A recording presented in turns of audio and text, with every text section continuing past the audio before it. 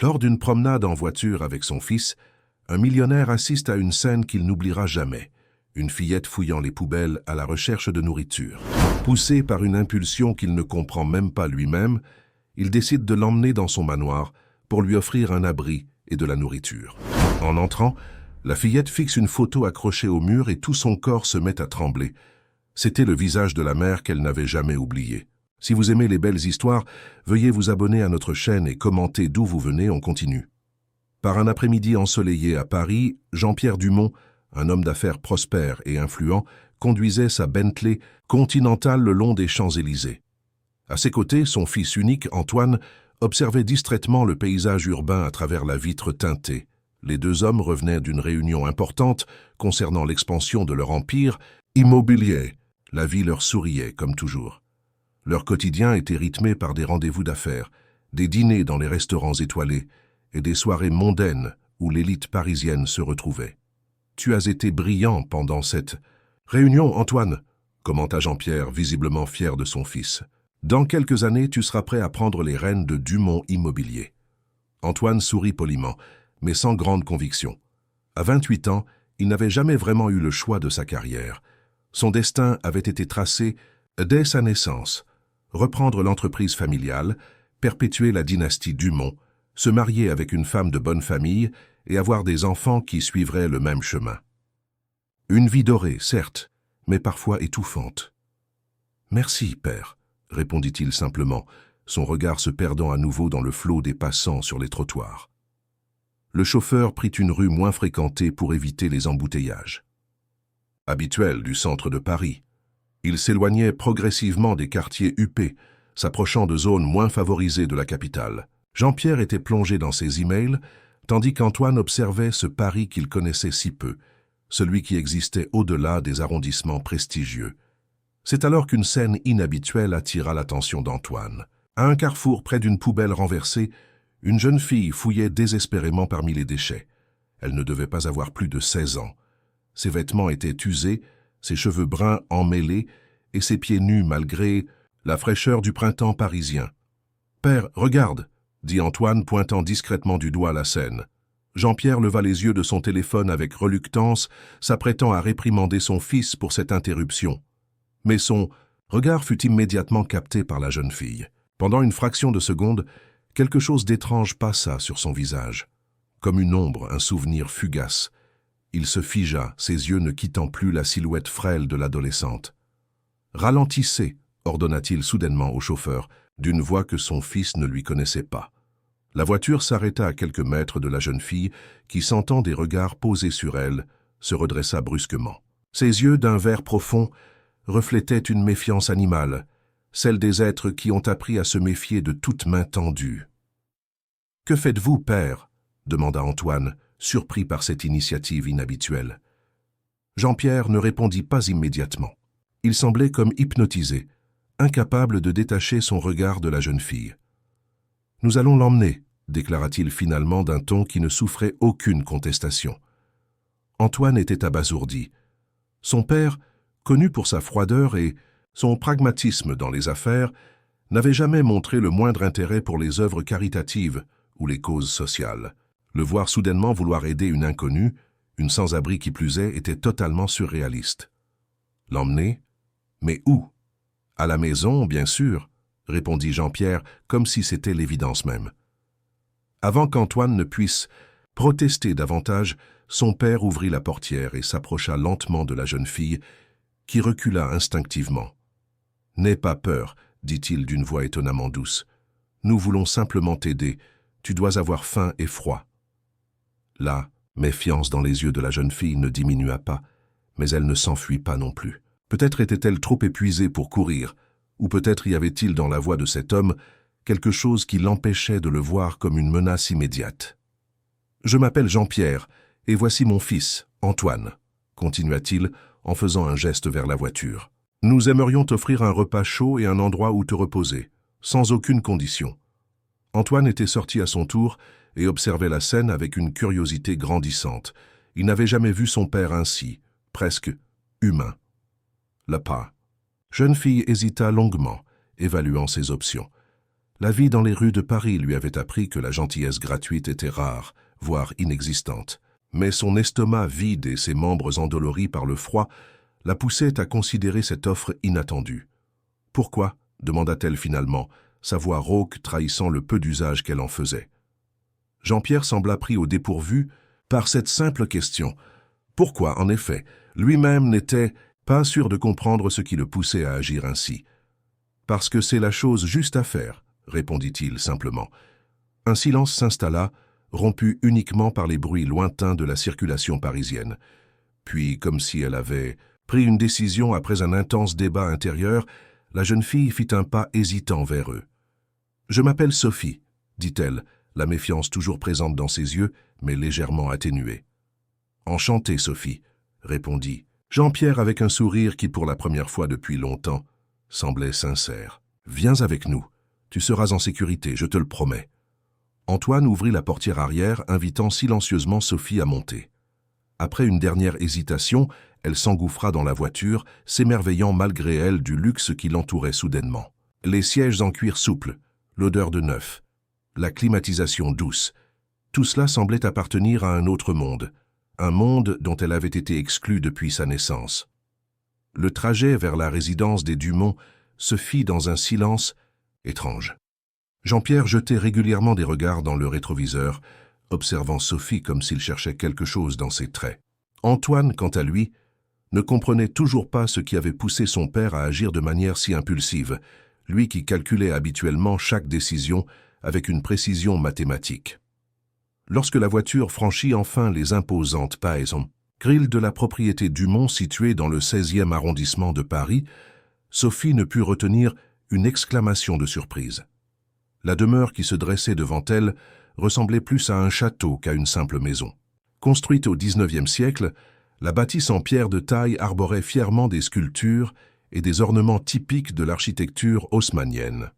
Un jardin impeccablement entretenu s'étendait à perte de vue, agrémenté de fontaines et de statues dignes d'un musée. « Bienvenue chez nous, Sophie, nous », annonça Jean-Pierre alors que la voiture s'arrêtait devant l'entrée principale. La jeune fille resta immobile, comme paralysée par la grandeur des lieux. Comment était-il possible que des personnes vivent dans un tel endroit, alors qu'elle-même n'avait pas même un toit au-dessus de sa tête? « C'est vraiment chez vous », balbutia-t-elle, incapable de masquer son étonnement. Antoine ne put s'empêcher de sourire face à cette réaction. Pour lui, cette demeure avait toujours été la normalité, le cadre de son enfance et de sa vie d'adulte. Voir quelqu'un la découvrir pour la première fois avec des yeux émerveillés lui rappelait à quel point sa propre existence était privilégiée. « Oui, c'est notre maison », répondit-il doucement. « Viens, entrons. Tu dois avoir besoin de te rafraîchir et de manger quelque chose. » Sophie les suivit, ses pieds nus laissant des traces sur le gravier immaculé de l'allée. À chaque pas, elle s'attendait presque à ce que quelqu'un crie au scandale, l'accusant d'être une intruse dans ce paradis interdit. Mais personne ne vint. Au contraire, lorsqu'ils entrèrent dans le hall majestueux de la demeure, le personnel de maison les accueillit avec une déférence silencieuse, à peine troublée par quelques regards curieux envers la nouvelle venue. Le hall d'entrée de la demeure Dumont était si vaste que Sophie eut l'impression d'entrer dans une cathédrale. Un immense lustre en cristal illuminait l'espace d'une lumière chaude, se reflétant sur le marbre blanc du sol. Des tableaux d'une valeur inestimable ornèrent les murs, tandis qu'un escalier monumental menait aux étages supérieurs. La jeune fille restait figée, incapable de faire un pas de plus tant ce luxe l'écrasait et l'intimidait.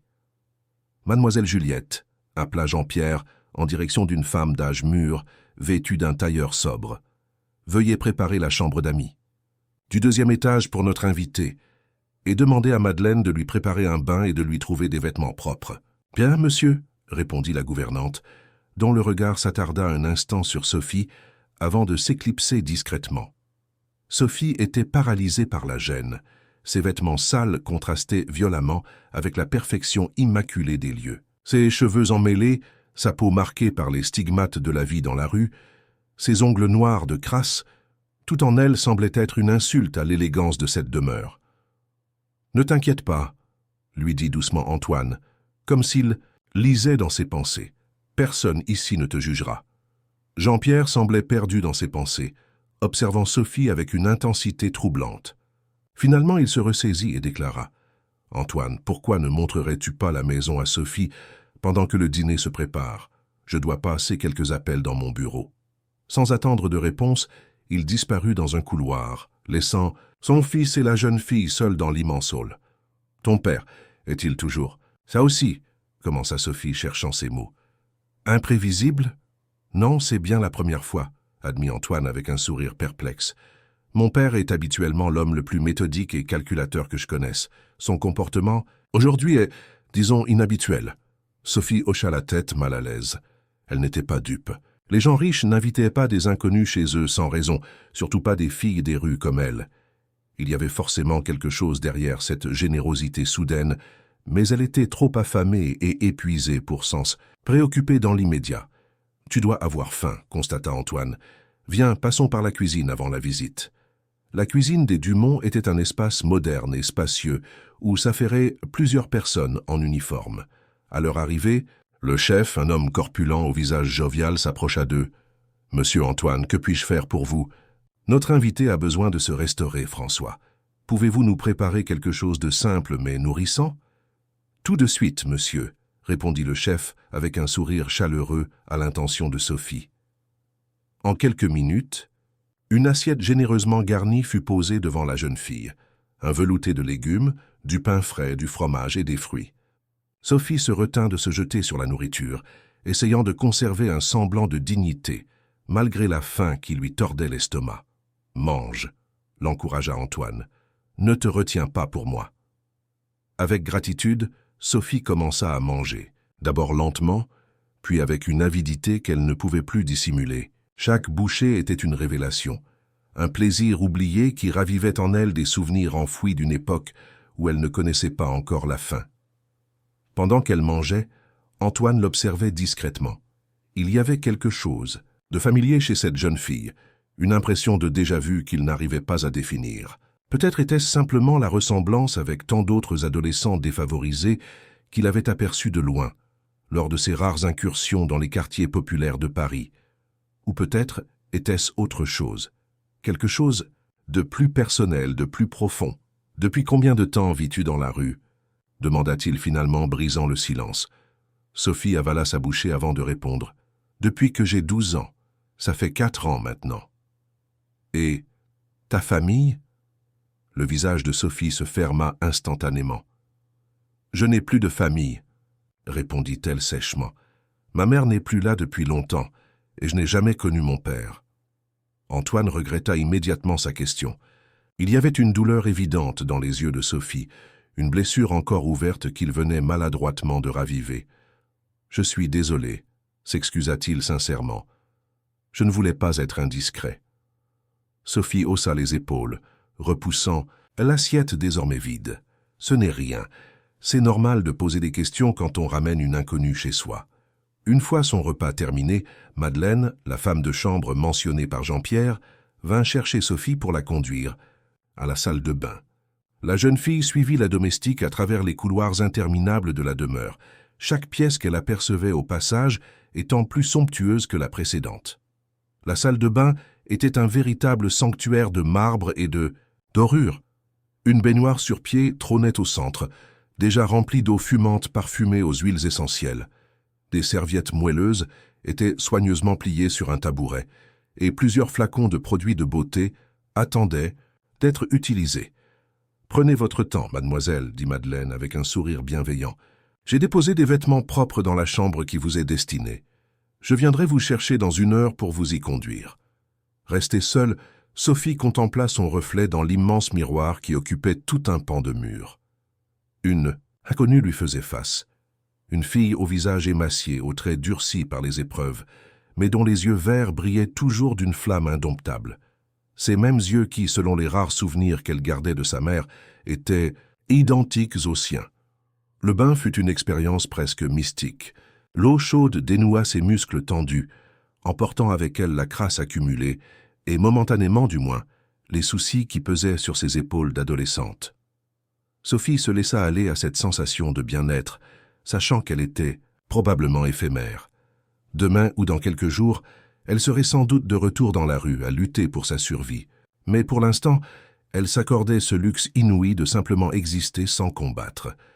Pendant ce temps, au rez-de-chaussée, Jean-Pierre s'était enfermé dans son bureau, l'esprit tourmenté. Il avait ouvert un tiroir secret de son bureau et en avait extrait une vieille photographie qu'il contemplait maintenant avec un mélange de nostalgie et de douleur.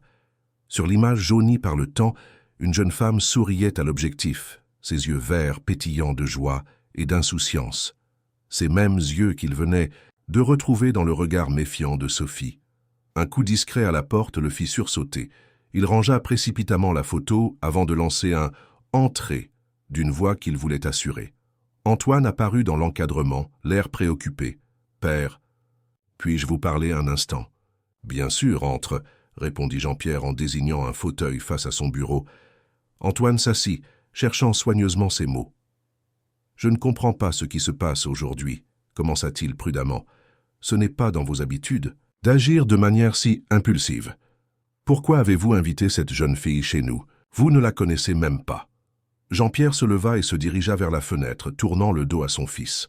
Au dehors, le jardin s'assombrissait progressivement alors que le soleil se couchait sur Paris. Parfois, Antoine, la vie nous place face à des situations où l'instinct doit prévaloir sur la raison, répondit-il finalement. J'ai senti que cette jeune fille avait besoin d'aide, et j'étais en mesure de la lui offrir. N'est-ce pas suffisant? Antoine n'était pas dupe. Son père n'avait jamais été un philanthrope, et son intérêt soudain pour une adolescente des rues ne pouvait pas être aussi désintéressé qu'il le prétendait. « Il y a autre chose, n'est-ce pas ?» insista-t-il. « Quelque chose que vous ne me dites pas. » Jean-Pierre se retourna lentement, son visage habituellement impassible trahissant une émotion que son fils ne lui connaissait pas. « Il y a des chapitres de ma vie que tu ignores, Antoine. Des choix que j'ai faits, des chemins que j'ai empruntés ou abandonnés. Peut-être est-il temps que certaines vérités refassent surface. » Cette réponse énigmatique ne fit qu'attiser la curiosité d'Antoine, mais il comprit que son père n'en dirait pas plus pour l'instant. Il quitta le bureau plus perplexe encore qu'à son arrivée. À l'étage, Sophie, vêtue d'une robe simple mais élégante que Madeleine avait trouvée pour elle, découvrait sa chambre pour la nuit. La pièce était spacieuse et lumineuse, avec un lit à baldaquin qui semblait pouvoir accueillir 3 personnes. Des tableaux de paysages ornaient les murs, et un petit balcon offrait une vue imprenable sur le jardin, et au loin, sur la tour Eiffel illuminée. « C'est vraiment pour... moi ?» demanda-t-elle à Madeleine incrédule. « Oui, mademoiselle, monsieur a insisté pour que vous soyez installée dans la meilleure chambre d'amis. » Sophie s'approcha de la fenêtre, contemplant la ville qui s'étendait devant elle. Quelque part, là-bas, dans les rues qu'elle connaissait si bien, d'autres jeunes comme elle luttaient pour survivre une nuit de plus. Et elle, par un coup du sort inexplicable, se retrouvait dans ce palais comme dans un conte de fées moderne. Mais les contes de fées, elle le savait, cachèrent souvent des vérités plus sombres derrière leur façade enchantée. Le lendemain matin, Sophie s'éveilla dans un état de confusion totale. La douceur du matelas, les draps en coton égyptien, la lumière dorée qui filtrait à travers les rideaux de soie, tout cela lui semblait appartenir à un rêve dont elle allait bientôt s'éveiller. Pourtant, les événements de la veille étaient bien réels. Elle se trouvait effectivement dans la somptueuse demeure des Dumont, arrachée à sa vie de misère par un geste inexplicable de compassion. Un coup discret à la porte l'attira de ses réflexions. Madeleine entra, portant un plateau chargé de viennoiseries, de fruits frais et d'un chocolat chaud fumant.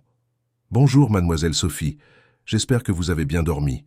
Monsieur Dumont m'a demandé de vous apporter votre petit déjeuner et de vous informer qu'il souhaiterait vous voir dans le grand salon une fois que vous serez prête. » Sophie remercia la femme de chambre, encore mal à l'aise face à tant de sollicitude. Une fois seule, elle s'attaqua au petit déjeuner avec appétit, savourant chaque bouchée comme si c'était la dernière. Après des années de privation, la simple présence de nourriture abondante lui semblait toujours miraculeuse. Après avoir mangé, Sophie s'habilla avec les vêtements que Madeleine avait déposés sur une chaise près du lit. Un jean simple, mais de bonne coupe, un pull en cachemire bleu pâle et des ballerines confortables. Elle se regarda dans le miroir surprise par sa propre transformation.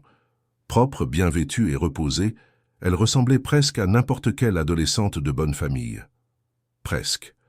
car dans ses yeux persistait cette lueur de méfiance, cette dureté acquise dans la rue qui la distinguerait toujours des jeunes filles ayant grandi dans le confort et la sécurité. Quittant sa chambre, Sophie se retrouva dans le couloir principal du 2e étage. Elle hésita un instant, ne sachant pas exactement où se trouvait le grand salon mentionné par Madeleine. La demeure était si vaste qu'elle craignait de se perdre dans son labyrinthe de corridors et d'escaliers. « Bonjour, Sophie !» lança une voix derrière elle, la faisant sursauter. C'était Antoine qui venait d'émerger d'une pièce voisine, un livre à la main. « Tu sembles perdu », ajouta-t-il avec un sourire amical.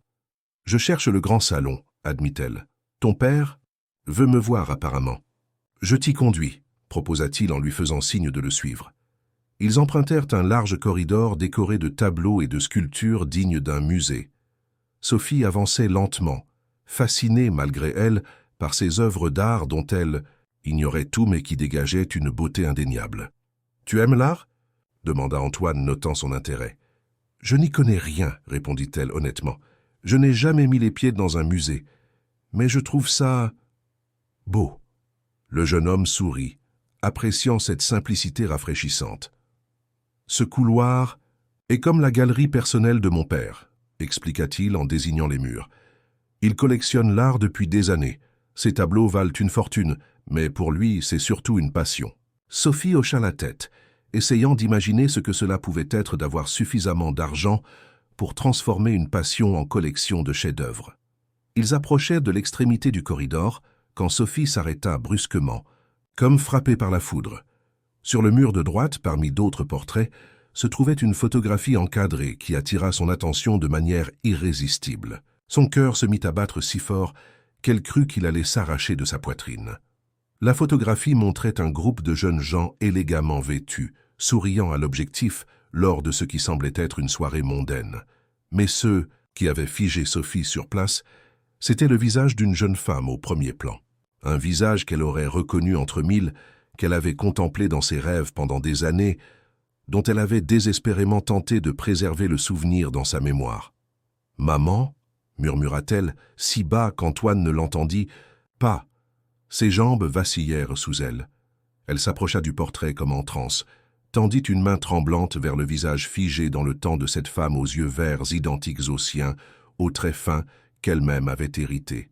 « Sophie, tout va bien ?» s'inquiéta Antoine, alarmé par la pâleur soudaine de la jeune fille. Mais Sophie n'entendait plus rien. Le monde autour d'elle s'était évanoui. Il ne restait que cette photographie, cette image impossible de sa mère, jeune et rayonnante dans un cadre doré accroché au mur de la demeure Dumont. « Qui est cette femme ?» articula-t-elle finalement, pointant du doigt le visage qui l'avait bouleversée. Antoine se pencha pour mieux voir. « Je ne suis pas sûr. Cette photo date d'avant ma naissance. Je crois que c'était une réception à l'école des Beaux-Arts. Mon père y était étudiant à l'époque. » Les mains de Sophie tremblaient maintenant de manière incontrôlable. Elle ne pouvait détacher son regard de ce visage si familier et pourtant si étrangement placé dans ce contexte inattendu. Comment sa mère, Émilie Rousseau, une femme qui avait vécu et travaillé dans la pauvreté avant de disparaître prématurément, pouvait-elle figurer sur une photographie accrochée dans la demeure des Dumont? « Je dois parler à ton père », déclara-t-elle soudainement, sa voix tremblante mais déterminée. Antoine, de plus en plus inquiet face à la détresse évidente de Sophie, acquiesça et la guida rapidement vers le grand salon. Il ne comprenait pas ce qui se passait, mais il sentait qu'un événement important était en train de se produire sous ses yeux. Le grand salon était une pièce majestueuse au haut plafond orné de moulures. Des fenêtres en arc laissaient entrer la lumière du matin, illuminant les fauteuils Louis XV et la table basse en marbre, autour de laquelle Jean-Pierre attendait, feuilletant distraitement un journal. En les voyant entrer, il se leva, mais son sourire s'effaça instantanément lorsqu'il vit l'expression bouleversée de Sophie et l'air préoccupé de son fils. « Que se passe-t-il » demanda-t-il soudain tendu. Sophie s'avança, ignorant toutes les conventions sociales et le respect intimidant qu'inspirait normalement Jean-Pierre Dumont. « La femme sur la photo » lança-t-elle sans préambule, sa voix vacillante d'émotion contenue. « La jeune femme aux yeux verts, dans le cadre doré. Qui est-elle pour vous » Jean-Pierre pâlit visiblement. Il jeta un regard rapide à son fils, puis reporta son attention sur Sophie. Pendant un long moment, il resta silencieux, comme s'il luttait intérieurement contre des forces contradictoires. « Tu l'as reconnu, dit-il finalement. Ce n'était pas une question, mais une constatation prononcée d'une voix étrangement résignée. « C'est ma mère, affirma Sophie, des larmes commençant à perler au coin de ses yeux. Émilie Rousseau, elle est morte quand j'avais 12 ans. Du moins, c'est ce qu'on m'a dit. » Antoine regardait alternativement son père et Sophie, complètement perdus. Quel lien pouvait-il bien exister entre cette adolescente des rues et la mystérieuse femme de la photographie? Et pourquoi son père semblait-il si profondément affecté? Jean-Pierre s'approcha lentement de Sophie, ses yeux scrutant intensément chaque détail de son visage, comme s'il cherchait à confirmer quelque chose qu'il avait déjà pressenti. « Émilie, » murmura-t-il, le nom semblant lui écorcher les lèvres. Oui, elle s'appelait Émilie Rousseau.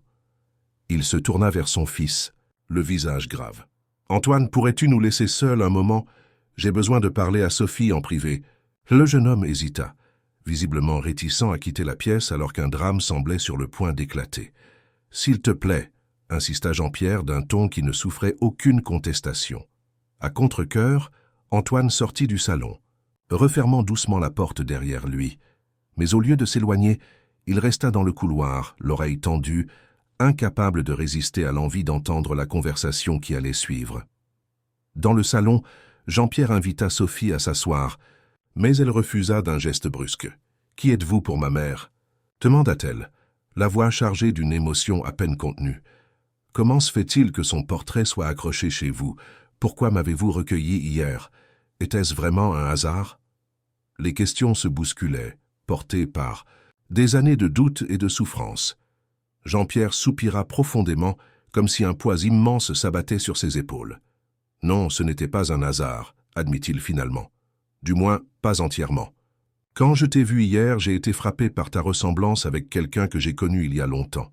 Tes yeux surtout, ces yeux verts, si particuliers. Mais je n'étais pas certain. Je ne pouvais pas l'être. » Il se dirigea vers un petit secrétaire en bois précieux et en sortit une enveloppe jaunie par le temps. « Émilie et moi nous sommes rencontrés à l'école des Beaux-Arts, il y a plus de 20 ans. J'étudiais l'architecture. Elle était en section peinture. Elle était brillante, passionnée, pleine de vie. Et je suis tombé désespérément amoureux d'elle. » Sophie écoutait, figée, chaque mot éclairant un pan d'ombre dans l'histoire de sa mère, et peut-être de sa propre histoire. « Nous avons vécu une histoire d'amour intense pendant près de 2 ans, continua Jean-Pierre, sa voix devenant lointaine, comme perdue dans les méandres du passé. Mais nos mondes étaient trop différents. Ma famille n'aurait jamais accepté qu'un héritier Dumont épouse une simple étudiante sans fortune ni connexion. Et mon père, qui dirigeait alors l'entreprise d'une main de fer, m'a placé devant un choix impossible.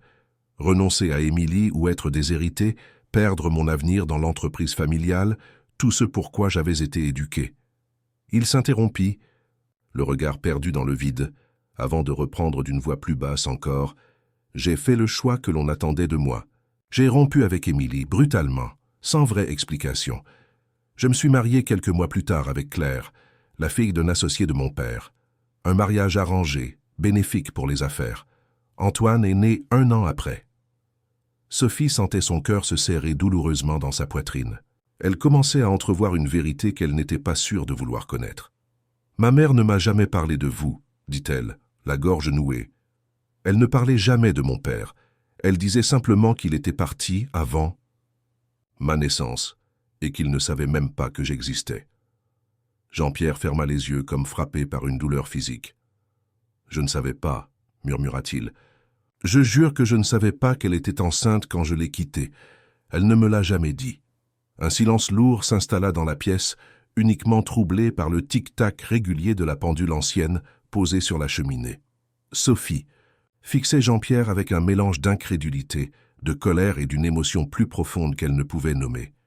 Les pièces du puzzle s'assemblèrent dans son esprit, formant une image qu'elle n'aurait jamais imaginée. « Vous êtes... » commença-t-elle, mais les mots restèrent coincés dans sa gorge. « Je crois que je suis ton père, Sophie, » acheva Jean-Pierre, sa voix à peine audible dans le silence oppressant du salon. Ces mots, simples et pourtant si lourds de conséquences, semblèrent résonner indéfiniment dans la pièce. Sophie recula instinctivement, comme frappée physiquement par cette révélation.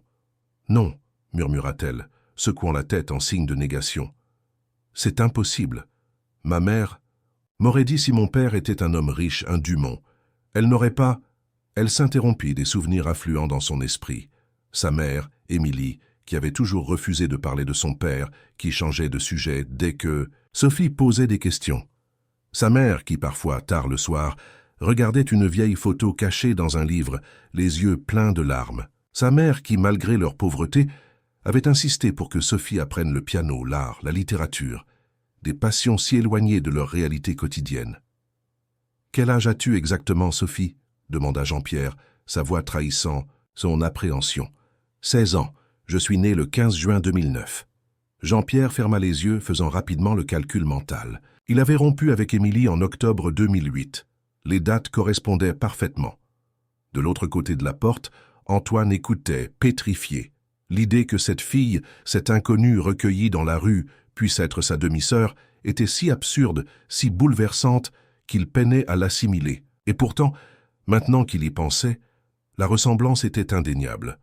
Les mêmes yeux verts que ceux de la femme du portrait, mais aussi la même forme de visage que son père, le même front haut, la même manière de plisser les lèvres. Quand elle réfléchissait, dans le salon, Jean-Pierre s'était levé et arpentait la pièce, visiblement agité. « Je ne savais pas, Sophie.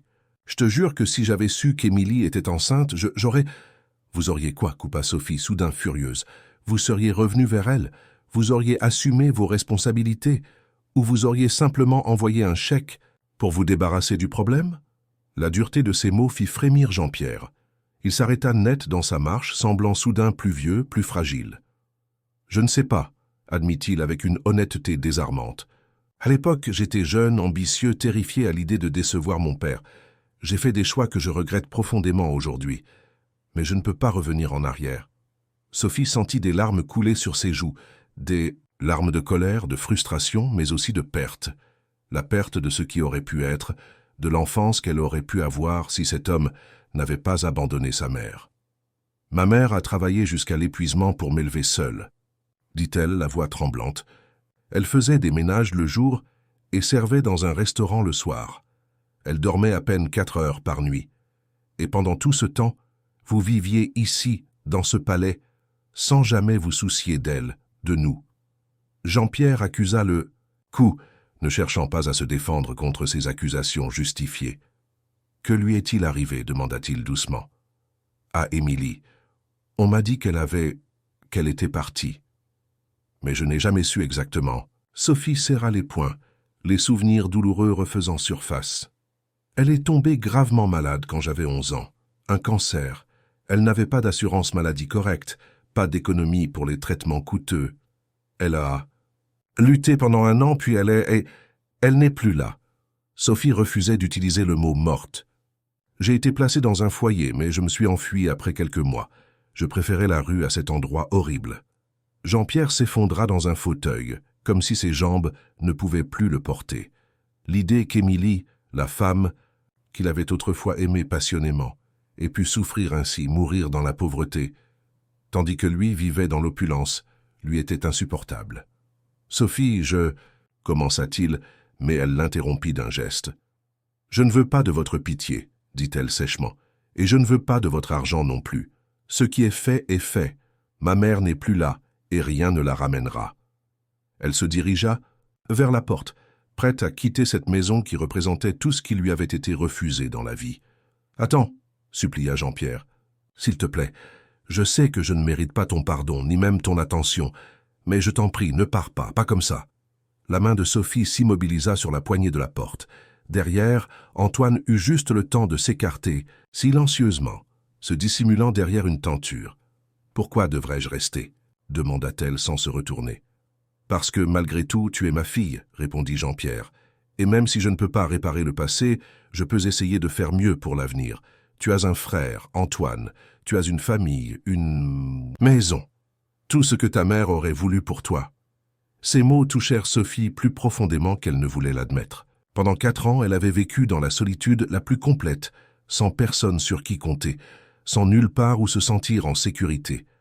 L'idée d'avoir une famille, aussi imparfaite soit-elle, éveillait en elle un espoir qu'elle croyait avoir perdu à jamais.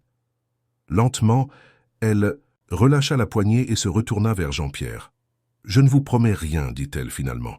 Je ne sais pas si je pourrai un jour vous pardonner d'avoir abandonné ma mère, mais je veux connaître mon frère, je veux en savoir plus sur ma famille. » Jean-Pierre hocha la tête, reconnaissant envers ce mince filet d'espoir qu'elle lui accordait. « C'est plus que ce que je mérite, » dit-il simplement. À cet instant, la porte s'ouvrit, révélant Antoine qui ne cherchait plus à dissimuler sa présence.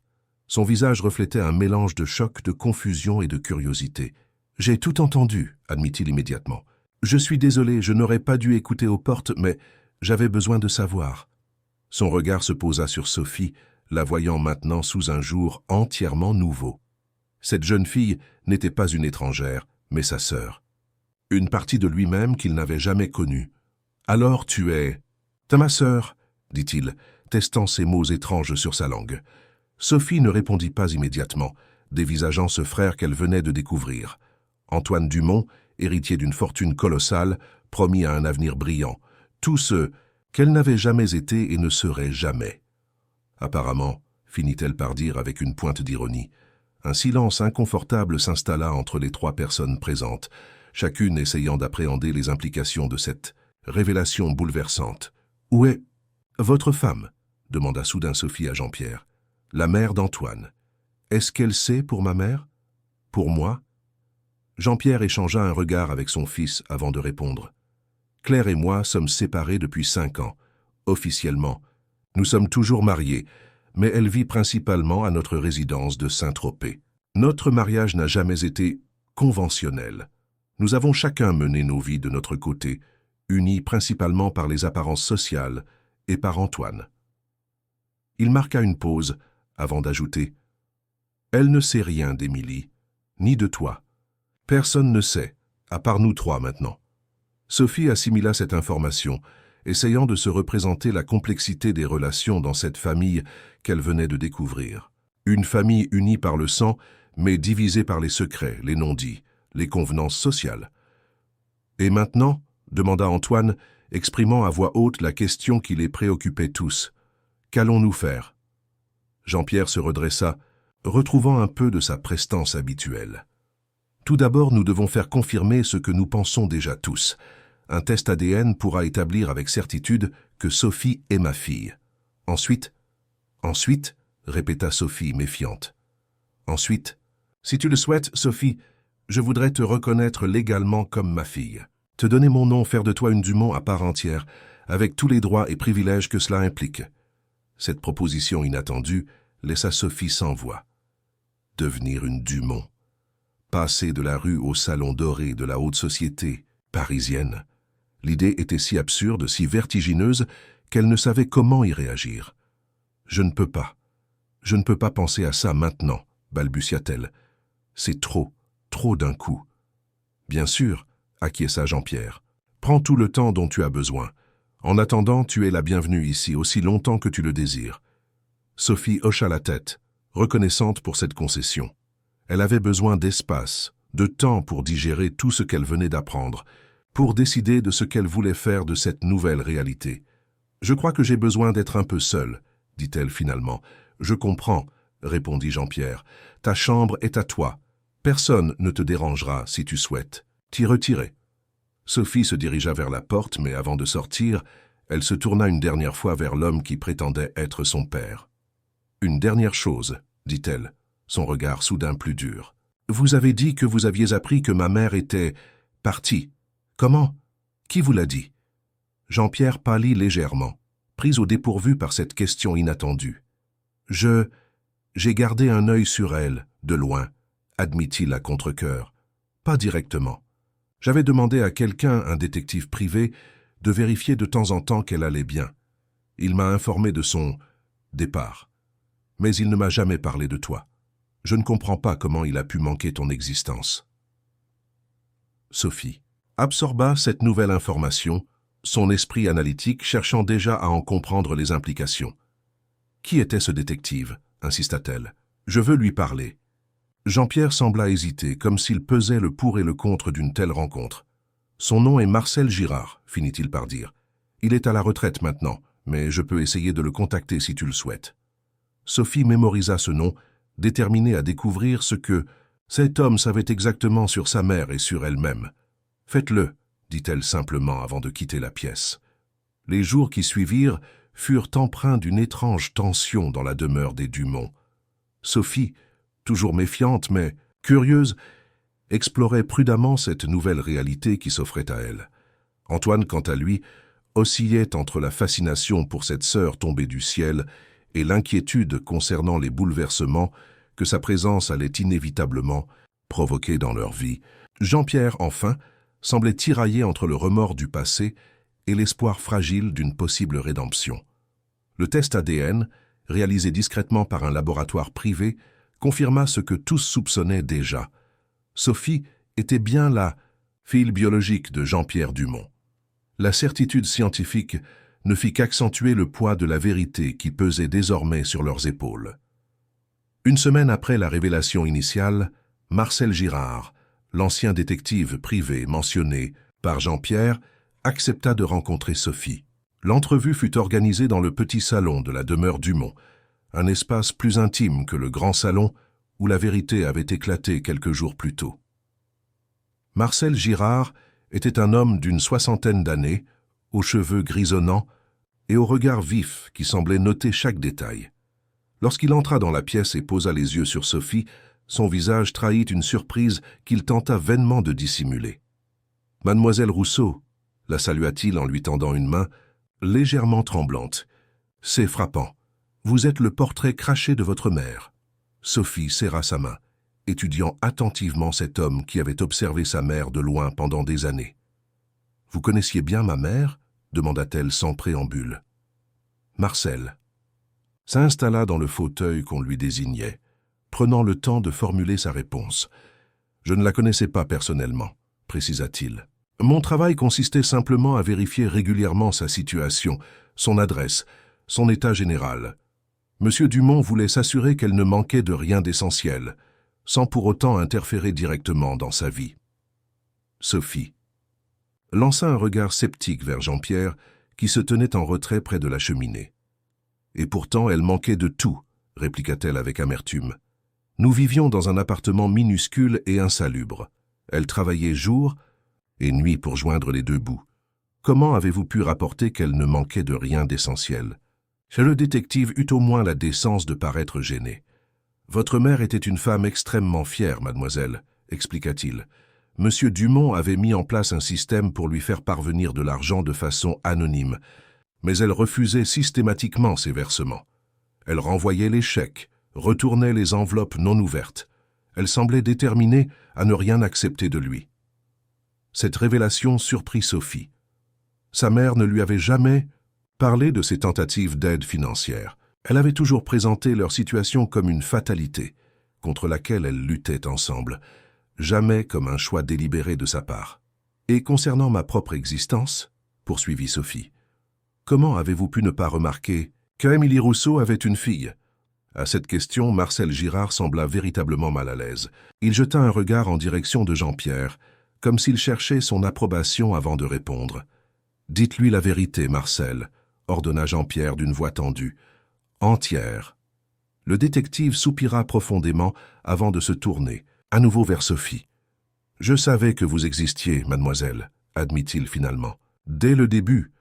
J'ai vu Émilie enceinte, puis avec un nourrisson, puis avec une petite fille. J'ai suivi votre croissance de loin, année après année. » Sophie sentit son cœur se serrer douloureusement dans sa poitrine. « Et vous n'avez jamais jugé bon d'en informer votre employeur ?» demanda-t-elle incrédule. « J'obéissais aux ordres, mademoiselle, » répondit Marcel visiblement mal à l'aise. « Monsieur Dumont m'avait explicitement demandé de surveiller uniquement Émilie, pas son entourage. Il ne voulait pas savoir si elle avait refait sa vie, si elle avait des enfants. Il souhaitait simplement s'assurer qu'elle ne souffrait pas de privation extrême. » Sophie se tourna brusquement vers Jean-Pierre, les yeux brillants de colère. « Vous ne vouliez pas savoir » répéta-t-elle lentement, chaque mot chargé d'une rage à peine contenue. « Vous préfériez rester dans l'ignorance plutôt que d'affronter les conséquences de vos actes. » Jean-Pierre ne chercha pas à se défendre. Il savait qu'elle avait raison, que sa lâcheté passée était indéfendable. « Oui, » admit-il simplement. « J'étais un lâche. J'avais peur de ce que je pourrais découvrir, peur des complications que cela pourrait engendrer dans ma vie soigneusement organisée. Je me disais que si Émilie avait voulu que je sache quelque chose d'important, elle m'aurait contacté directement. » Un rire amer échappa à Sophie. « Ma mère était aussi fière que vous êtes lâche, dit-elle. Elle préférait travailler jusqu'à l'épuisement plutôt que de vous demander quoi que ce soit. Elle est morte sans jamais vous avoir recontacté, sans jamais avoir accepté un centime de votre part. » Le mot « morte » résonna douloureusement dans la pièce, comme si son évocation rendait la réalité encore plus cruelle. Marcel Girard s'éclaircit la gorge, attirant à nouveau l'attention sur lui. « Il y a autre chose que vous devriez savoir. »« Mademoiselle, » dit-il avec hésitation, « quelque chose que même M. Dumont ignore. » Cette déclaration suscita immédiatement l'intérêt de Sophie et de Jean-Pierre, qui se rapprocha instinctivement. « Votre mère m'a contacté une fois, » révéla le détective. « C'était environ 2 mois avant son départ. Elle savait qui j'étais. Elle m'avait repéré depuis longtemps. Elle m'a demandé de la rencontrer et m'a confié une lettre ainsi qu'une petite boîte en me faisant promettre de les remettre à M. Dumont si jamais vous, Sophie, veniez à le rencontrer un jour. » Un silence stupéfait accueillit cette révélation. « Une lettre » répéta Jean-Pierre abasourdi. « Émilie m'a écrit une lettre et vous ne me l'avez jamais dit ?»« Je respectais ses instructions à la lettre » se défendit Marcel. « Elle était très claire. Ces objets ne devaient vous être remis que si Sophie et vous veniez à vous rencontrer. Dans le cas contraire, ils devaient être détruits après sa disparition. »« Et vous les avez, ces objets ?» demanda Sophie, le cœur battant à l'idée d'un ultime message de sa mère. Marcel hocha la tête et sortit de sa sacoche une enveloppe jaunie et une petite boîte en bois sculptée. « Je les ai toujours gardés avec moi, » expliqua-t-il. « Je ne sais pas pourquoi, mais je sentais que ce jour viendrait. » Il tendit les 2 objets à Jean-Pierre, qui les prit avec des mains tremblantes. « Souhaitez-vous que je vous laisse ?» proposa le détective, conscient de l'intensité émotionnelle du moment. Jean-Pierre acquiesça silencieusement, et Marcel quitta la pièce après avoir salué respectueusement Sophie. Restés seuls, père et fille contemplèrent l'enveloppe et la boîte, ces vestiges d'un passé qu'ils avaient chacun tenté d'enterrer à leur manière. « Vous devriez l'ouvrir » suggéra finalement Sophie, désignant l'enveloppe. Jean-Pierre hésita. « Tu ne préfères pas la lire d'abord ?» C'était ta mère. « C'est à vous qu'elle l'a adressée » répondit Sophie. « Et puis, je veux voir votre réaction. Je veux savoir si vous êtes capable de ressentir quelque chose. » Cette remarque cinglante fit tressaillir Jean-Pierre, mais il ne protesta pas. Il méritait sa colère, sa méfiance, son mépris même. Avec précaution, il ouvrit l'enveloppe et en sortit plusieurs feuillets couverts d'une écriture fine et élégante qu'il reconnut immédiatement. L'écriture d'Émilie. Il commença à lire en silence, son visage se transformant au fil des mots. Des émotions contradictoires s'y succédaient, surprise, douleur, regret, tendresse. À un moment, une larme solitaire roula sur sa joue, qu'il essuya machinalement sans interrompre sa lecture.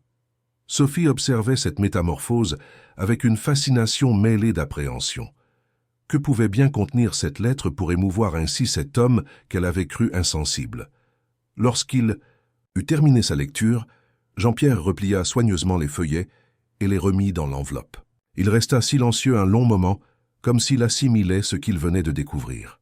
« Qu'est-ce qu'elle dit ?» demanda finalement Sophie, incapable de contenir plus longtemps sa curiosité. Jean-Pierre leva vers elle un regard différent, un regard où la douleur le disputait à une forme d'apaisement. « Elle me pardonne ?» dit-il simplement, sa voix à peine audible. Sophie eut un mouvement de recul, incrédule. « Elle vous pardonne? Après tout ce que vous lui avez fait? Après l'avoir abandonné, après l'avoir laissé élever seul votre enfant ?» Jean-Pierre hocha lentement la tête. « Oui, elle écrit qu'elle a compris avec le temps que nous étions tous deux prisonniers de circonstances qui nous dépassaient, que la colère l'a d'abord consumée, puis qu'elle a réalisé que cette colère ne faisait que l'empêcher d'être pleinement heureuse avec toi, sa fille bien-aimée. Elle dit qu'elle a choisi de me pardonner, non pas pour moi, mais pour elle-même, pour sa propre paix intérieure. » Sophie sentit sa gorge se nouer. C'était tellement typique de sa mère, cette capacité à voir au-delà de la rancœur, à choisir la lumière plutôt que l'obscurité. Elle parle aussi de toi, poursuivit Jean-Pierre, sa voix s'adoucissant. Elle dit que tu es ce qu'elle a fait de plus beau dans sa vie, que tu possèdes sa force et sa sensibilité, mais aussi certains de mes traits. Mon entêtement, dit-elle, ma passion pour l'art, mon regard quand je m'émerveille devant quelque chose de beau. Ces mots touchèrent Sophie plus profondément qu'elle ne l'aurait voulu. L'idée que sa mère ait pu voir en elle des traces de cet homme qu'elle avait aimé autrefois, malgré tout, changeait subtilement sa perception d'elle-même et de son histoire. « Et la boîte ?» demanda-t-elle doucement. « Qu'y a-t-il dans… » « La boîte. » Jean-Pierre la lui tendit. « Je crois que celle-ci est pour toi. » Sophie prit la petite boîte en bois, admirant au passage les motifs délicats sculptés sur le couvercle, des entrelacs de fleurs et de feuilles qui évoquaient irrésistiblement le style artistique de sa mère. Avec précaution, elle l'ouvrit. L'intérieur reposait un médaillon en argent, suspendu à une chaîne fine. Sophie le reconnut immédiatement. Sa mère le portait constamment, ne l'enlevant que pour dormir. Elle l'avait toujours considéré comme son porte-bonheur, son trésor le plus précieux. D'une main tremblante, Sophie prit le médaillon et l'ouvrit. À l'intérieur se trouvaient 2 photographies miniatures. L'une montrait Émilie, jeune et radieuse, ses yeux verts pétillants de joie. L'autre représentait un Jean-Pierre plus jeune, souriant avec une insouciance qu'il semblait avoir perdue depuis longtemps. « Elle l'a gardé toutes ces années », murmura Sophie, bouleversée par cette découverte. Un petit morceau de papier plié était également caché dans la boîte. Sophie le déplia délicatement, découvrant un message écrit de la main de sa mère. « Ma chère Sophie, si tu lis ces mots, c'est que tu as rencontré ton père et que le destin a finalement réuni ce que les circonstances avaient séparé. Ce médaillon contient les 2 personnes que j'ai le plus aimées au monde, toi et lui. Malgré tout ce qui s'est passé, malgré la douleur et les années de solitude, je n'ai jamais cessé d'aimer Jean-Pierre, tout comme je n'ai jamais cessé de t'aimer, toi, notre plus belle création. Le pardon est un cadeau que l'on se fait à soi-même. J'espère que tu trouveras un jour la force de pardonner, non pas pour lui, mais pour toi. Avec tout mon amour, pour toujours. Maman. » Sophie relut plusieurs fois ces quelques lignes, comme pour s'imprégner de ces derniers mots de sa mère, de ce message d'amour et de pardon qui transcendait le temps et la mort. Les larmes coulaient librement sur ses joues, mais elle ne cherchait plus à les retenir. Jean-Pierre observait sa fille en silence, n'osant pas interrompre ce moment sacré. Le médaillon, la lettre, les mots d'Émilie, tout cela formait une connexion tangible avec cette femme qu'ils avaient tous 2 aimée et perdue. Une connexion qui, peut-être, pourrait commencer à les rapprocher l'un de l'autre. Un léger coup à la porte brisa ce moment d'intimité. Antoine passa la tête dans l'entrebâillement, hésitant. « Je peux entrer ou je vous dérange ?» Sophie essuya rapidement ses larmes et fit signe à son frère nouvellement découvert d'approcher. « Tu ne nous déranges pas, » assura-t-elle. « Viens. » Antoine s'avança dans la pièce, son regard curieux se posant sur le médaillon que Sophie tenait, toujours dans sa main. « Qu'est-ce que c'est ?» demanda-t-il doucement. « Un souvenir de ma mère, » répondit Sophie, lui montrant le bijou ouvert avec les 2 photographies. « Regarde, c'est elle, et c'est notre père quand ils étaient jeunes. » Antoine examina les photos avec intérêt, s'attardant particulièrement sur celle d'Émilie. « Elle était très belle, » commenta-t-il avec sincérité. « Tu lui ressembles beaucoup. » Cette remarque simple toucha Sophie. Depuis la disparition de sa mère, personne n'avait plus fait ce rapprochement, cette observation qui lui rappelait que le lien avec Émilie persistait, visible dans ses propres traits. « Merci », murmura-t-elle. Un silence confortable s'installa entre eux, un moment de calme après la tempête émotionnelle des révélations. Ce fut Jean-Pierre qui le rompit, finalement. « Il y a autre chose que vous devriez savoir tous les 2, » annonça-t-il, son visage reprenant cet air grave qui semblait être son expression par défaut. « Quelque chose que j'aurais dû vous dire, dès le début, mais que je n'ai pas eu le courage d'aborder. » Sophie et Antoine échangèrent un regard inquiet. Que pouvait-il y avoir de plus après tout ce qui avait déjà été révélé? « Dans sa lettre, poursuivit Jean-Pierre, Émilie mentionne quelque chose dont je n'avais aucune idée. Quelque chose qui change beaucoup de choses. » Il prit une profonde inspiration avant de continuer. Émilie écrit qu'elle a essayé de me contacter une fois, juste après avoir appris qu'elle était enceinte. Elle a appelé au bureau de l'entreprise familiale, demandant à me parler. Mais elle n'a jamais pu m'avoir directement. Jean-Pierre marqua une pause, son regard se perdant dans le vide. Comme s'il revisitait mentalement cette époque lointaine. À l'époque, mon père, votre grand-père, Georges Dumont, dirigeait encore l'entreprise d'une main de fer. Apparemment, c'est lui qui a intercepté l'appel d'Émilie. Elle lui a tout dit notre relation, sa grossesse, son désir de me parler. Et mon père. Sa voix se brisa légèrement. Mon père lui a menti. Il lui a dit que j'étais déjà fiancé à Claire, que le mariage était prévu depuis des mois, que ma relation avec Émilie n'avait été qu'une aventure passagère dont je m'étais déjà lassé. Il lui a même offert de l'argent pour qu'elle mette fin à sa grossesse et disparaisse de nos vies. Sophie eut un hoquet de stupeur, tandis qu'Antoine pâlissait visiblement. « Grand-père a fait ça » murmura-t-il incrédule. Jean-Pierre hocha tristement la tête. « Oui, Georges Dumont était un homme impitoyable quand il s'agissait de protéger la dynastie familiale et l'entreprise. Pour lui, Émilie n'était qu'une menace à éliminer, un obstacle sur le chemin qu'il avait tracé pour moi. « Et ma mère, qu'a-t-elle fait » demanda Sophie, la gorge nouée. « Elle a refusé l'argent, bien sûr, » répondit Jean-Pierre avec un sourire triste mais fier. « Elle a raccroché au nez de mon père et a décidé de ne plus jamais chercher à me contacter. Elle a choisi de t'élever seule, plutôt que d'accepter quoi que ce soit de la famille Dumont. »« Mais pourquoi n'a-t-elle pas insisté » s'étonna Antoine. « Elle aurait pu essayer de te joindre directement, de vérifier si ce que grand-père disait était vrai. » Jean-Pierre soupira profondément. Dans sa lettre, elle explique qu'elle a effectivement douté au début, mais quelques semaines plus tard, elle a vu dans le journal l'annonce de mes fiançailles avec Claire. La date mentionnée dans l'article confirmait les propos de mon père. Le mariage était effectivement prévu depuis longtemps, avant même que je ne rompe avec Émilie. Il se tut un instant avant d'ajouter « Ce qu'elle ne pouvait pas savoir, c'est que mon père avait fait antidater l'annonce des fiançailles. En réalité, Claire et moi ne nous sommes fiancés qu'après ma rupture avec Émilie. Mon père a orchestré toute cette mascarade pour s'assurer qu'Émilie ne reviendrait jamais vers moi. » Le poids de cette révélation semblait l'écraser. Pendant toutes ces années, il avait vécu avec la culpabilité d'avoir abandonné Émilie, sans jamais savoir que son propre père avait délibérément saboté toute possibilité de réconciliation ou même de communication entre eux.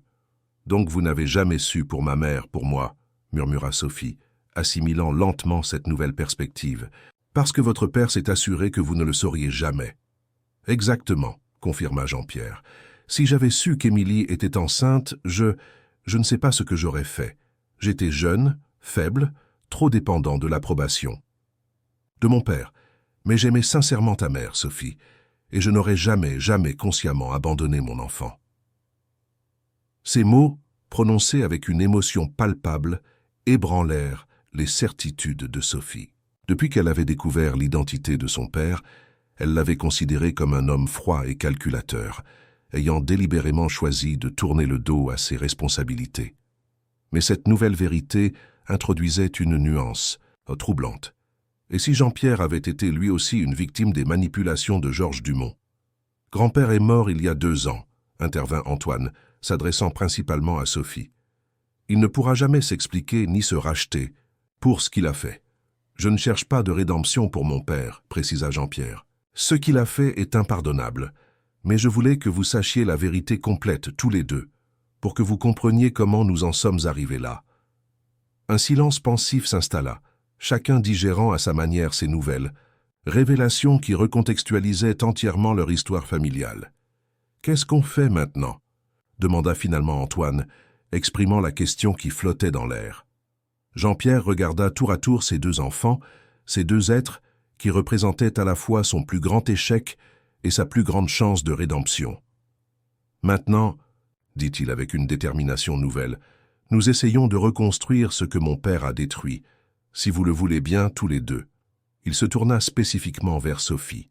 « Je comprends parfaitement que tu puisses ne pas vouloir faire partie de cette famille, Sophie, que tu préfères garder tes distances avec nous, avec moi en particulier, et je respecterai ton choix, quel qu'il soit, mais sache que tu as une place ici, si tu le souhaites, non pas par pitié ou par obligation, mais parce que tu es ma fille, et que j'aimerais avoir la chance de te connaître, de rattraper ne serait-ce qu'une infime partie du temps perdu. Sophie resta silencieuse, pesant ses paroles. Son instinct de survie, forgé par des années dans la rue, lui conseillait la méfiance. Mais quelque chose d'autre en elle, peut-être cette capacité au pardon dont sa mère parlait dans sa lettre, la poussait à considérer cette offre avec sérieux. « Je ne sais pas, admit-elle finalement. C'est beaucoup à assimiler d'un coup. Je ne peux pas prétendre que tout est pardonné et oublié. Je ne peux pas faire comme si les années de souffrance n'avaient jamais existé. »« Je ne te demande pas ça, » assura Jean-Pierre. « Je te demande simplement de nous donner une chance. À toi de définir les termes, le rythme, les limites. » Antoine s'approcha de Sophie et, dans un geste aussi spontané qu'inattendu, lui prit la main. « J'aimerais vraiment apprendre à connaître ma sœur, dit-il avec une sincérité désarmante. Toute ma vie, j'ai été fils unique, héritier d'un empire enfermé dans un rôle prédéfini. L'idée d'avoir une sœur, quelqu'un qui partage mon sang, mais qui a vécu une vie si différente de la mienne, c'est comme une bouffée d'air frais dans cet univers étouffant. » Sophie ne put s'empêcher de sourire face à cet enthousiasme. Antoine avait cette franchise, cette authenticité qui lui rappelait sa mère. Peut-être était-ce un trait de famille qu'elle partageait elle aussi, quelque part sous les couches de méfiance et de cynisme que la vie lui avait imposées. « D'accord, » dit-elle finalement, « je veux bien essayer, mais à mes conditions. »« Bien sûr, » acquiesça immédiatement. « Jean-Pierre, tout ce que tu voudras. Premièrement, je veux rester Sophie Rousseau, pas devenir Sophie Dumont, du moins pas pour l'instant. Le nom de ma mère est tout ce qu'il me reste d'elle, et je ne suis pas prête à l'abandonner. » Jean-Pierre hocha la tête, comprenant et respectant cette décision. « Deuxièmement, je veux retourner à l'école. J'ai arrêté mes études quand j'ai fui le foyer, mais je veux les reprendre. Je veux avoir mon bac, peut-être même aller à l'université plus tard. »« C'est une excellente idée, » approuva Jean-Pierre. « Nous trouverons la meilleure école pour toi, celle qui correspondra le mieux à tes aspirations. » « Et troisièmement, » poursuivit Sophie, son regard se durcissant légèrement, « je ne veux pas que cette histoire s'ébruite tout de suite. Je ne veux pas devenir un sujet de gossip pour la haute société parisienne, la fille illégitime de Jean-Pierre Dumont, sortie tout droit du caniveau. Je veux du temps pour m'adapter, pour trouver ma place, avant que le monde entier ne soit au courant. »« Cela va sans dire, » confirma Jean-Pierre. « Nous procéderons à ton rythme, avec toute la discrétion que tu souhaiteras. » Un sourire timide se dessina sur les lèvres de Sophie, le premier véritable sourire qu'elle adressait à son père. « Alors d'accord, essayons. » Antoine, ravi de cette décision, serra spontanément sa sœur dans ses bras. Après un moment de surprise, Sophie lui rendit son étreinte, découvrant avec étonnement le réconfort de ce contact humain simple et sincère, si rare dans sa vie ces dernières années. Jean-Pierre observait ses enfants enlacés, une émotion indéfinissable lui serrant la gorge. Pendant des années, il avait construit sa vie sur des mensonges, des compromis, des apparences. Il avait accumulé fortune et pouvoir, mais perdu en chemin l'essentiel.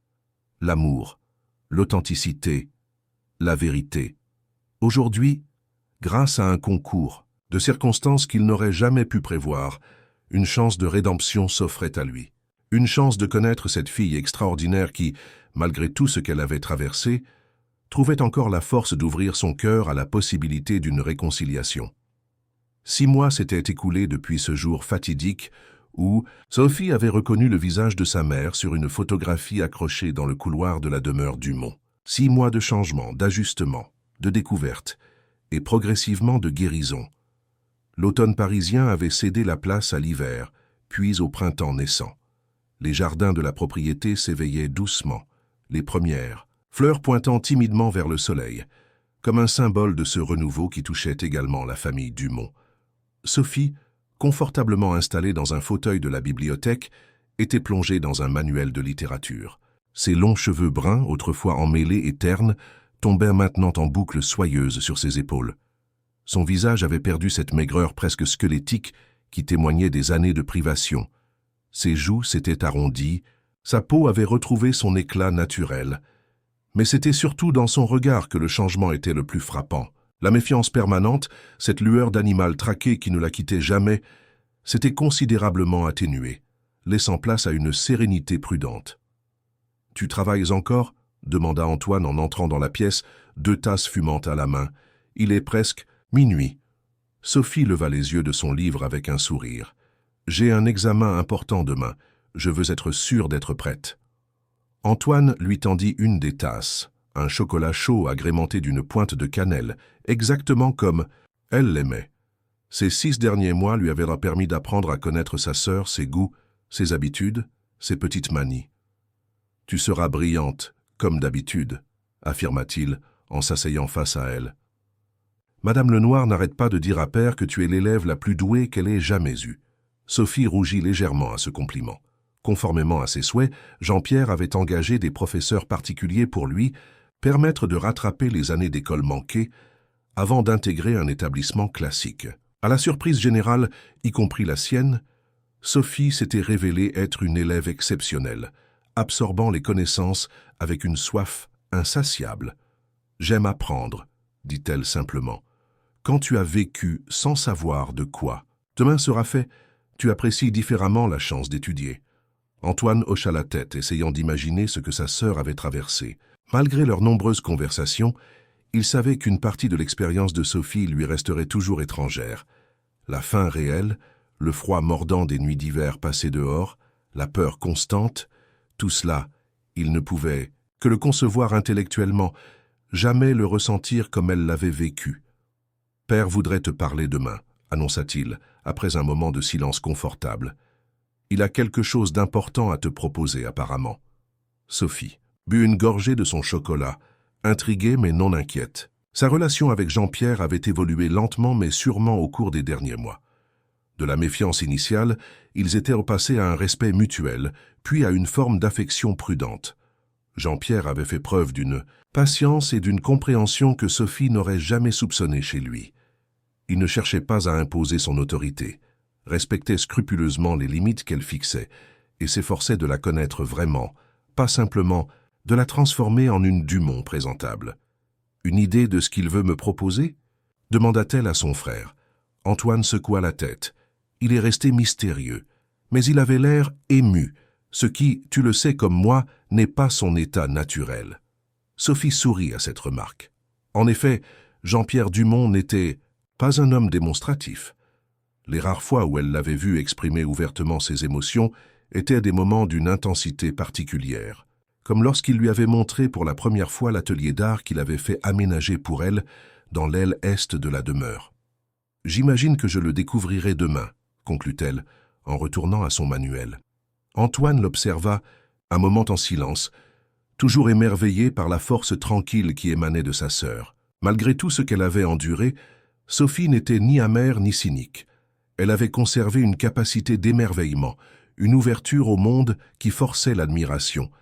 Et plus encore, elle lui avait appris à voir sa propre vie sous un jour nouveau, à questionner les privilèges qu'il avait toujours considérés comme acquis, à remettre en question le chemin tout tracé qui s'étendait devant lui. « Bonne nuit, Sophie », dit-il finalement en se levant. « Ne veille pas trop, Todd. »« Bonne nuit, petit frère », répondit-elle avec un sourire espiègle, sachant pertinemment que cette appellation, techniquement correcte puisqu'elle avait quelques mois de plus que lui, l'amusait autant qu'elle l'agaçait. Le lendemain, matin, après avoir brillamment réussi son examen de littérature, Sophie fut convoquée dans le bureau de Jean-Pierre. Cette pièce, autrefois intimidante avec son mobilier imposant et son atmosphère austère, avait elle aussi subi une transformation subtile au cours des derniers mois. Des photographies personnelles avaient fait leur apparition sur les murs, dont une d'Émilie que Sophie avait retrouvée dans les affaires de sa mère. Des livres d'art côtoyaient maintenant les ouvrages financiers sur les étagères, et, changement le plus significatif, les lourds rideaux qui obstruaient autrefois la lumière restaient désormais ouverts, baignant la pièce d'une clarté naturelle. « Entre, Sophie !» l'invita Jean-Pierre lorsqu'elle frappa à la porte. « Assieds-toi, je t'en prie. » Il semblait effectivement ému, comme Antoine l'avait remarqué. Une certaine nervosité transparaissait dans sa posture, habituellement si maîtrisée. « Antoine m'a dit que tu souhaitais me parler », commença Sophie, curieuse. Jean-Pierre acquiesça, prenant quelques instants pour organiser ses pensées. « Ces 6 derniers mois ont été transformateurs, » dit-il finalement. « Pour nous tous, je crois. Te voir t'épanouir dans cette maison, reprendre tes études avec tant de détermination, Apprendre à connaître Antoine, tout cela m'a profondément touché. Il fit une pause, cherchant visiblement les mots justes. Je sais que nous avons convenu de procéder à ton rythme concernant ton intégration officielle dans la famille. Et je respecte pleinement ta décision de conserver le nom de ta mère, de ne pas précipiter les choses. Sophie hocha la tête, attendant la suite avec une légère appréhension. Cependant, poursuivit Jean-Pierre, il y a une question pratique que nous devons aborder, celle de ton avenir, de ta sécurité financière. Il sortit d'un tiroir une chemise en cuir qu'il posa devant lui. J'ai fait préparer des documents par mes avocats. Il s'agit d'une reconnaissance officielle de paternité, qui n'implique pas nécessairement que tu prennes le nom de Dumont, mais qui établit légalement que tu es ma fille et par conséquent une héritière légitime de la fortune familiale. Sophie se raidit légèrement. L'argent avait toujours été un sujet délicat entre eux. Elle avait obstinément refusé tout ce qui pouvait ressembler à un achat de son affection, acceptant uniquement ce qui concernait son éducation et ses besoins essentiels. « Je ne cherche pas à vous acheter, Sophie, » précisa Jean-Pierre, devinant ses pensées. « Je veux simplement m'assurer que ton futur est sécurisé, quels que soient les choix que tu feras, que tu décides de rester proche de nous ou de tracer ta propre voie, loin de l'influence des Dumont. » Il ouvrit la chemise, révélant plusieurs documents juridiques. « J'ai créé un fonds en ton nom. Une partie de la somme sera disponible immédiatement pour que tu puisses financer tes études supérieures, voyager si tu le souhaites, peut-être même acheter ton propre appartement quand tu te sentiras prête à voler de tes propres ailes. Le reste sera accessible à ta majorité. » Sophie contempla les documents, partagés entre reconnaissance et inconfort. L'idée d'accepter cet argent la mettait mal à l'aise, comme si elle trahissait d'une certaine façon le souvenir de sa mère qui avait toujours refusé l'aide financière de Jean-Pierre. « C'est généreux, » dit-elle prudemment. « Mais je ne suis pas sûr. » « Sophie, » l'interrompit doucement Jean-Pierre, « cet argent est déjà à toi. Ce n'est pas un cadeau, c'est ton droit. Si les circonstances avaient été différentes, si mon père n'avait pas interféré, si j'avais su pour ta naissance, tu aurais grandi avec tous les avantages qu'Antoine a eus. Je ne peux pas effacer le passé, mais je peux au moins essayer de rectifier cette injustice pour l'avenir. » Il s'interrompit avant d'ajouter « Et si cela peut apaiser tes scrupules, sache que ta mère, dans sa lettre, m'a explicitement demandé de veiller à ton bien-être matériel. Elle a écrit qu'elle ne voulait pas que sa fierté te prive de ce qui t'était dû. » Cette révélation surprit Sophie. Sa mère, si fière, si déterminée à se débrouiller seule, avait néanmoins pensé à son avenir, souhaitant pour elle une sécurité qu'elle-même n'avait jamais connue. « Je ne savais pas, » murmura-t-elle. « Elle t'aimait plus que tout, » dit simplement Jean-Pierre. Elle voulait le meilleur pour toi, même si cela signifiait mettre de côté ses propres ressentiments. Sophie resta silencieuse un long moment, réfléchissant. Finalement, elle prit une décision. « J'accepte, » dit-elle, « mais à une condition. »« Laquelle ?» demanda Jean-Pierre, prêt à accéder à n'importe quelle requête raisonnable.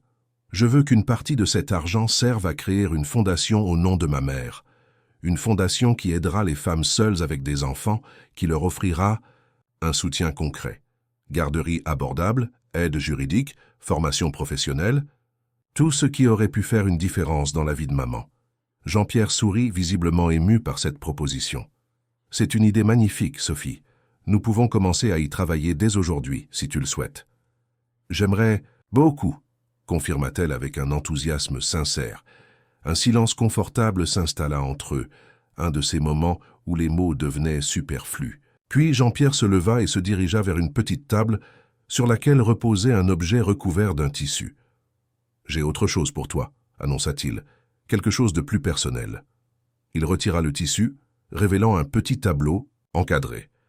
Sophie s'approcha, intriguée, et eut le souffle coupé en reconnaissant l'œuvre. C'était une peinture d'Émilie, une nature morte représentant un bouquet de fleurs sauvages dans un vase simple. Sophie se souvenait parfaitement de ce tableau qui avait orné leur modeste appartement pendant des années. Sa mère l'avait vendu peu avant sa maladie pour payer des factures en retard. « Comment ?» balbutia-t-elle, émue aux larmes. « J'ai embauché un expert en art pour le retrouver, » expliqua Jean-Pierre. « Il a fallu plusieurs mois, mais il a finalement réussi à localiser le collectionneur qui l'avait acheté. J'ai pensé que tu aimerais l'avoir. » Sophie caressa doucement la toile, sentant sous ses doigts les coups de pinceau familiers, cette technique unique qui était la signature de sa mère. « Merci », murmura-t-elle, incapable d'exprimer pleinement ce que ce geste signifiait pour elle. Jean-Pierre hocha simplement la tête, comprenant sans qu'elle ait besoin de l'expliciter. Ce soir-là, un dîner spécial fut organisé pour célébrer les excellents résultats de Sophie à ses examens. Pour la première fois, elle accepta d'inviter quelques amis qu'elle s'était fait à son nouveau lycée, des jeunes qui l'appréciaient pour ce qu'elle était, sans connaître les détails de son histoire extraordinaire.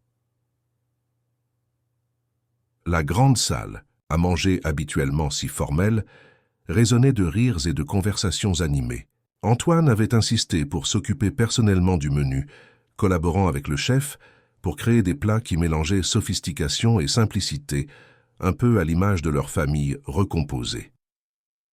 Au milieu du repas, Jean-Pierre se leva et demanda l'attention de tous. « Je voudrais porter un toast », annonça-t-il, levant son verre, à Sophie dont la détermination et le courage forcent l'admiration, mais aussi à la famille, cette étrange et merveilleuse constellation qui se forme parfois de la manière la plus inattendue. Il regarda sa fille avec une fierté non dissimulée. « Sophie, ta présence dans cette maison a apporté une lumière que nous ne savions même pas qu'il nous manquait. Tu as transformé Antoine. Tu m'as transformé moi-même. Tu nous as rappelé ce qui compte vraiment, et pour cela je te serai éternellement reconnaissant. » Des applaudissements chaleureux accueillirent ces paroles.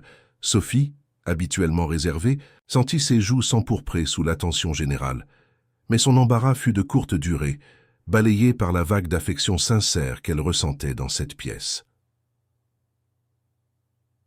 Plus tard dans la soirée, alors que les invités commençaient à partir, Sophie s'éclipsa dans le jardin.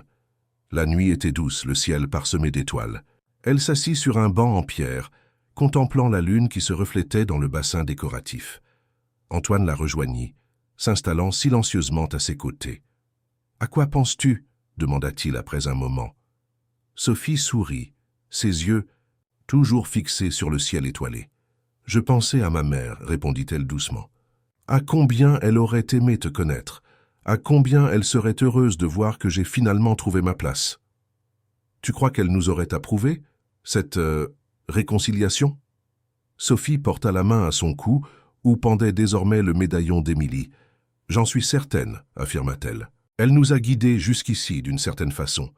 Sa lettre, le médaillon, son message de pardon, c'est comme si elle avait semé des indices sur notre chemin, espérant qu'un jour nous les suivrions jusqu'à nous retrouver. » Antoine médita, ses paroles touchées par la sagesse tranquille de sa sœur. « Tu sais, dit-il après un moment, je me demande parfois ce qui serait arrivé si nous ne t'avions jamais trouvé ce jour-là. Si Père n'avait pas décidé, sur un coup de tête inexplicable, de s'arrêter et de t'aider. Le destin peut-être, suggéra Sophie avec un léger sourire, ou peut-être simplement que certains liens sont trop forts pour rester brisés éternellement.